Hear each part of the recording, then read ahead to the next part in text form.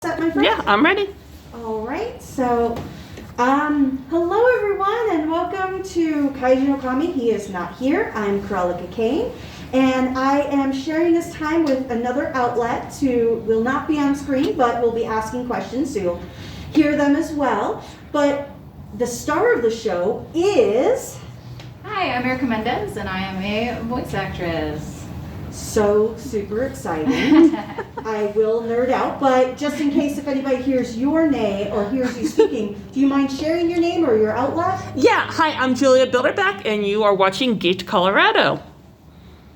All right, so I'll let you go first since you had the time first. Hi, Erica. Hi. So I just had a couple of questions. So my first one is going to be, what was your pathway to becoming a voice actress? Oh gosh, I was a shameless cartoon watcher as a child, so just growing up with cartoons and eventually anime and a lot of video games, it just kind of became like this thing where you kind of start to recognize that people are doing the voices for these characters, and once I kind of like clicked in my head, I was like, that's a really cool thing. Like, I've always wanted to do some kind of acting, but I'm a very shy, like introverted person most of the time, so when I found out about voice acting, I was like, that's perfect. Like, I can act, but I don't have to be in front of like a whole room of people.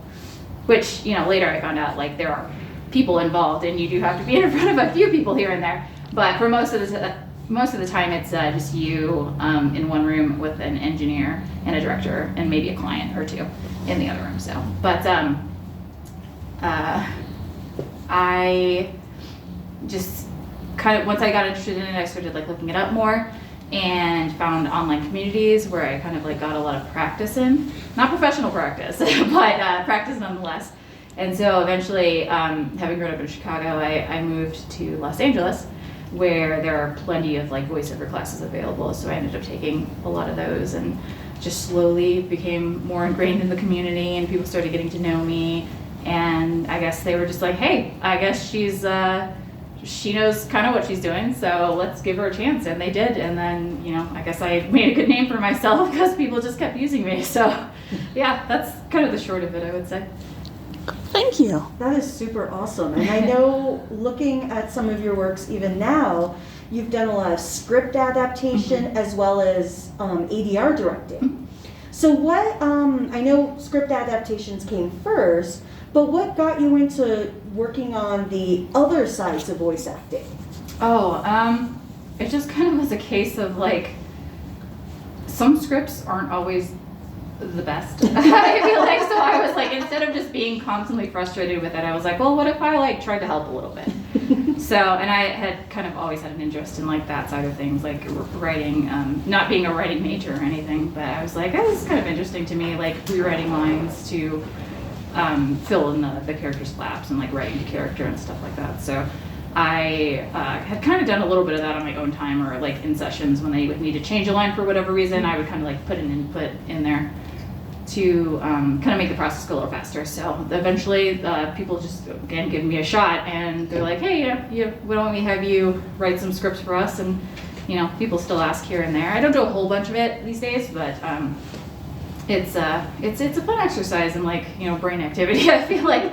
And then directing, it's like, I do prefer acting over directing, because I only have to, the way I put it is, as an actor, I only have to care about my piece of the puzzle, but as a director, you have to care about the whole puzzle. And that's like a little daunting, especially for me, having been a teenager and like really loved anime and video games, like I said before. Sometimes I have to direct people that I grew up listening to, and that's really daunting for me. So I get really nervous when it comes to that, and I have a hard time explaining myself a lot of the time. So I don't do directing too much, but when I do get to do it, it's pretty fun, I think. So, but I like to pick and choose my projects that I work on pretty carefully, just because you don't want to work on something for weeks and not enjoy it. So. Oh, absolutely. So Erica, one of the things is you have played such a diverse range of characters, like going on hunterxhunter to, Kill la Kill. So my question is how do you go about playing the different gendered characters? Like, how do you get into the mindset for each character, and what do you do to prep? I don't know if I necessarily prep. It's just kind of something I just do like in the moment, I feel like. But boy voices are something that I've always been interested in doing. So I would practice a lot, like a lot of it would come from mimicking like Trunks from Dragon Ball Z, who, you know, was Laura Bailey, and she's amazing. So I loved mimicking that character, and like Tsukasa from Dot Hack Sign, and just characters like that. So I would just repeat their lines after I would hear them in a show, and that's where I got a lot of my sort of, I guess, training for that, and just kind of kept working on it. And it's a little more of a niche thing too, so I feel like that really is what helped me get my foot in the door. And I just, you know, kind of continuously try to practice getting better and better at it. And it's just a nice little like thing to have under my belt. So I try to get in as much practice with it as I can. But I do kind of feel like my brain is kind of more wired like a young boy too. So maybe it comes a little more naturally than maybe more feminine characters do for me. So like tomboys and young boys, I think are more my strong suit. Whereas like princessy characters, like more really feminine characters, are a little harder for me. But you know, that's acting though. You you mold yourself to whatever the character requires. So. But yeah, as far as like a process goes, I maybe like subconsciously have some sort of process, but it's not something I could really explain, I think, to people. If that makes any sense, I guess. Yep. Now, do you feel over the years, because I know you've been doing this for at least 10 years, do you feel like you've evolved since you started? Like when you're in your past works, you're like, oh, I could do this better, I could change this. All the time, yeah. Somebody who's can be pretty self-deprecating. There are times when I will go back and like watch stuff I did, you know, 8-10 years ago, and be like, oh man, I know so much more now. Like I feel like I could go back and I wish I could go back in time and like redo that. And I've had somewhat sort of close opportunities to that, like Kill la Kill. We did a video game that isn't exactly the same story as the anime, but it was kind of like a what if scenario of it. So we kind of went back and did a lot of the scenes that for the video game that were very similar to the anime. So that was pretty cool to kind of go back to one of my first really big things and basically work on that again. So you don't get a lot of chances to do stuff like that. So that was pretty cool. But oh yeah, I'm always like, oh man, God, I wish I knew more back then so I could have done that better. But that's just, you know, me being my own worst critic, really. I think we all are. Yeah, it's a creative thing, I think. It's just, everybody who is in a creative field. Oh, absolutely. That's why I stay out of the creative fields most often, because I'm always self-deprecating. Yeah. I'm trying to get better at it, but, you know, it kind of comes with more practice. You know, the more you learn, like, new stuff, it's like, oh, okay, that finally clicks with me now, and I'll just use it for the next time, so. Absolutely. So one of the big things that I know has impacted all of our lives has been the COVID pandemic. And I was just kind of curious to know what you were kind of doing during that downtime, and, you know, what hobbies did you pick up or anything like that? Oh gosh, I wish I had actually picked up something. I feel like I bought a lot of things to pick up new hobbies, and then just it kind of sat there. Like I was like, maybe I'll get into like resin crafting. So I've got like resin in my house, but I've never used it. I did recently actually. You know, we're at the, you know, I say tail end, but it's still going on, but whatever. I picked up like scrapbook journaling, and that's been pretty like therapeutic and calming for me. So I've been doing that, and other than that, like I don't think much has changed other than I just go outside less because I'm still trying to be as careful as I can. Because I don't want to get other people sick if I do happen to get sick. Like that would be the worst for me. Like if I got sick, it's like, okay, whatever, I got sick, I guess. I don't want to get sick, but what would be more devastating for me is like causing other people to get sick. So, but yeah, it's just been a lot of being at home with my cats and playing video games. I will say over the pandemic, well, like you said, it's still going on to a degree, but it's a lot different. Mm-hmm. But I've played so many video games. Oh yeah. Between my husband and I, we've been playing a lot of the Yakuza series and different things like that.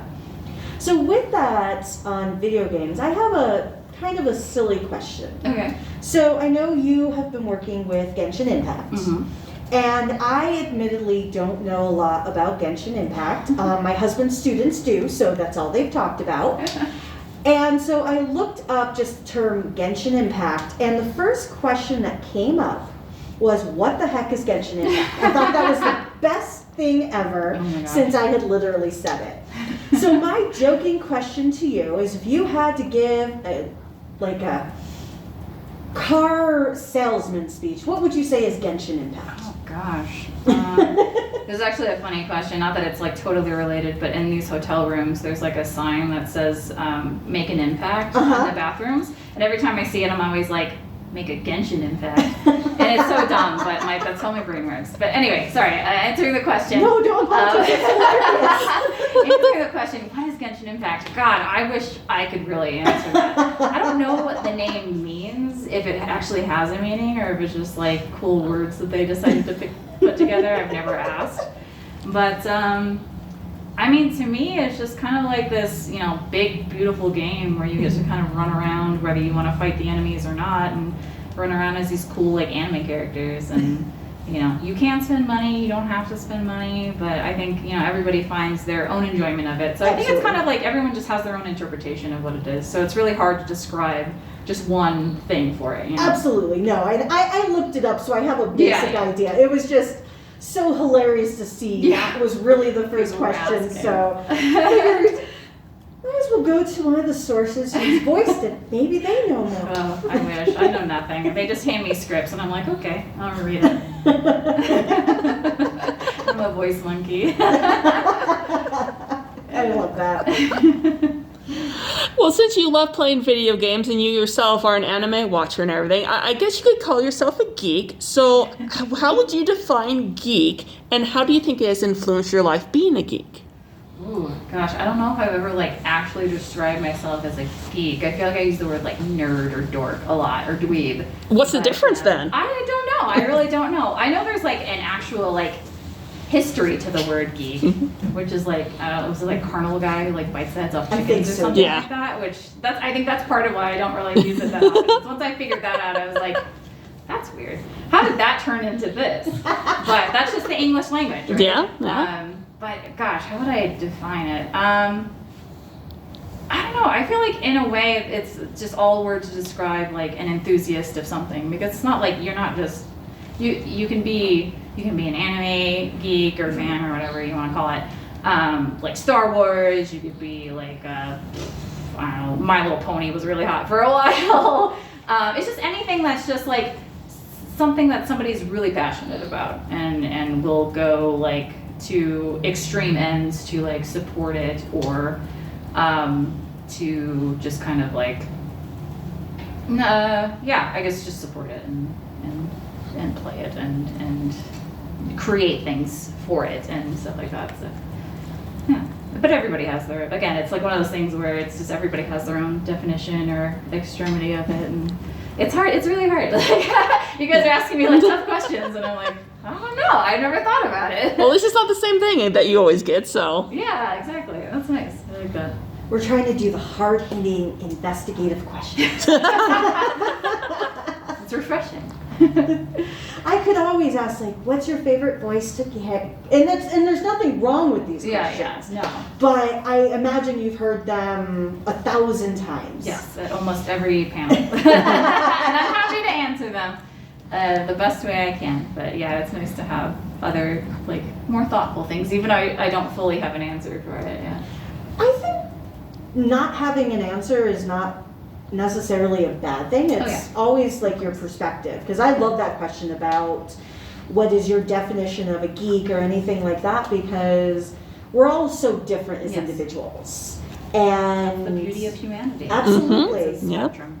And it's nice to be able to kind of have that freedom to be creative, to do whatever we want within reason, because there's crazy people out there. And some people still do whatever they want. Exactly. That is very, very, very true. I'm usually okay with things as long as you're not doing anything super illegal or hurting people. Yeah, I think I have in most cases. I was going to say that's probably where my bar is as well, of as long as you're not hurting anyone. Yeah, exactly. But with that said, because you have had the opportunity to be that fan and to get into the industry, what would you say to anyone, not necessarily as a voice actor, because there's so many creative roles and opportunities out there, being a scriptwriter, maybe being a sculptor or an artist of any sort. What would you say to a young person who is hesitant on trying something out of the ordinary that people don't think of as a normal career choice? I would say, obviously do your research first, just to make sure it's something you want to invest your time into. And if you decide that it is, like, kind of slowly start, maybe not just like doing internet research, but like asking people about it. Maybe if you have the opportunity, shadow somebody who does that work, or just dive into it a little bit yourself. Like, even if I think there's a lot of things that maybe eventually require money to like get more invested into, but if you can find like free ways of doing it, like for voice acting, like I said, I did a lot of like stuff on the internet as like a hobby for a very long time, and I'm pretty sure there's still message boards on the internet where you can do that stuff. And I don't think you want to like necessarily brag to professionals that you do that eventually if you get into that spot, but it's just nice to kind of have that slight experience to where like you can have other people listen to your work as well, or like see your work, and having second opinions always helps, I think. So just stuff like that, just like, dip into it like as much as you can, and then see if it's for you, and if it's not, then you tried it, and you can move on to something else or keep going if you really like it. Absolutely. No, I think it's sometimes I feel like it's part passion, part leap of faith, and the final part is just kind of common sense in a way. Like, how far can you take it before you need to go to those next steps? Yeah, of course. Step by step. Yes. And talking about next steps, do you have any future projects that you can share with us, or anything that's dropping right now? Oh gosh. I have such a bad memory these days.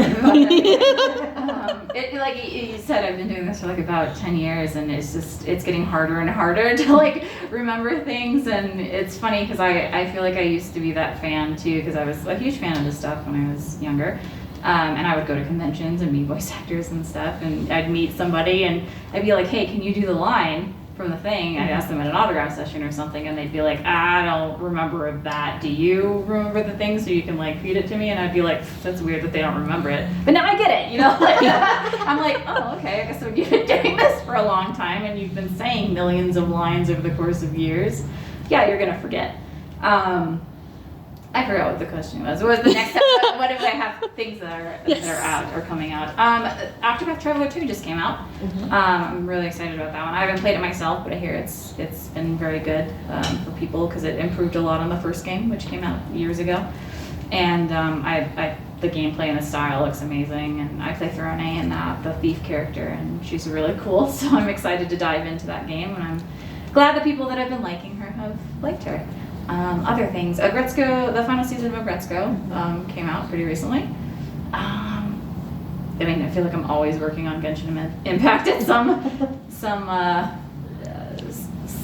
level, because I play not just my main character Ayaka, who's a playable character, but Catherine, who's like the guild leader character. So she's in pretty much every patch. So I kind of jump in as her every so often, but. Those are the things that come to the top of my head. I'm sure there's others, but I can't remember at the moment because, again, bad memory. But yeah. No, and you raise a good point. I never thought about it whenever a voice actor says they can't remember something, because some voice actors, they remember like the most random things, and they'll spit out lines, and it's like, that's so cool. And then same thing, you'll ask somebody like, say this cool line from a series. What line, what episode, who was I? I've been having to write it down because I'm like, I have to do more than just this one quote. Because a lot of it for me, the things I remember are like repetition things. Sure. So like attack cries are usually pretty memorable because you're saying it over and over again. Or if you play or watch the thing, you hear it over and over again. So, but if anybody wants anything else than that, you've got to find it and give it to me because I don't remember anything at this point. So if anybody wanted to follow you on any social media. Would you mind sharing those social media? Yeah, at this point I pretty much only have like a Twitter and an Instagram, and it's the same handle for both. It's a dumb play on words because I love tsundere characters. So it's Tsunderica, so it's tsundere in addition to my name. So it's TSUNDERICA on Twitter and Instagram. Yeah, that's pretty much it. I don't post as much as I used to, but I'm trying to enjoy life. So It's a scary landscape, social it media. really is. It's only getting worse by the minute, but I try to keep people updated about like at least work I'm doing. Oh, absolutely. Yeah. I could appreciate that. Yeah. Any other questions on your part? Well, I just have one final one. Sure. Since you're also a fan of, the different mediums that you act in, how do you feel about watching your own stuff? Oh, I used to do it so much more often when I was initially starting out, but at this point it's like there's way too much out there. I don't have as much time as I used to, I feel like, and I like to equate it to, because everybody asks me like, do you watch the thing that you're in, or like, do you remember this thing or this thing, and I have to be like, well, I haven't had the time to really look into it as much, and I don't remember what I recorded because it was likely a year ago, months ago, which again, my memory. But I like to equate it to, I used to work at a restaurant, and I would get to eat the food for free.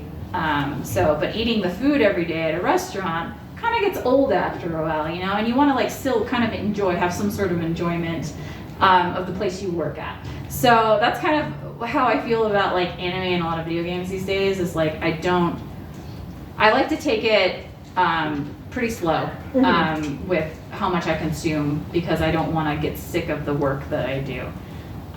So I try to watch things here and there, but I can't watch everything at this point because I don't want to burn myself out. I don't think anybody can watch everything. I think some people Too try. much. I've definitely had a lot of fans come up to me and they know like they're an encyclopedia of just everything I've done, and I'm like, that's impressive. I wish I had that kind of brain power. Oh, absolutely. I'm barely able to do that. No,